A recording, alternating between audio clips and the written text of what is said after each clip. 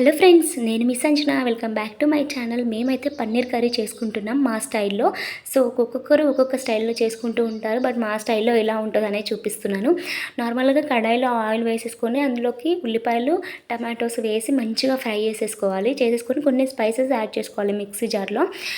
ఇప్పుడైతే మనం అదే కడాయిలో ఆయిల్ వేసేసుకొని బిర్యానీ ఆకు అండ్ మిక్సీ పట్టుకున్న పేస్ట్ అయితే వేసేసుకోవాలి. అల్లం వెల్లుల్లి పేస్ట్ అండ్ అడుగంటకూడదని వాటర్ యాడ్ చేసాము. సో ఇప్పుడైతే మనకు ఆయిల్ బయటికి తేలేంత వరకు ఆయిల్లో ఫ్రై చేసుకోవాలన్నమాట. సో పచ్చివాసన ఏమన్నా ఉంటే పోతుంది. ఇప్పుడు పసుపు యాడ్ చేసేసుకొని కొంచెం ఈ టైంలో మనం కారం యాడ్ చేసేసుకోవాలి. సో కారం అయితే ఒక స్పూన్ యాడ్ చేసాం. మా కారం కొంచెం ఎక్కువ ఉందనేసి తగ్గించామన్నమాట కారం. ఇంకా ఇప్పుడైతే మనం తగినన్ని వాటర్ అయితే యాడ్ చేసేసుకోవాలి. మేమైతే కొంచెం యాడ్ చేసుకుంటాం, మాకు కొంచెం గ్రేవీగా ఇష్టం అనమాట.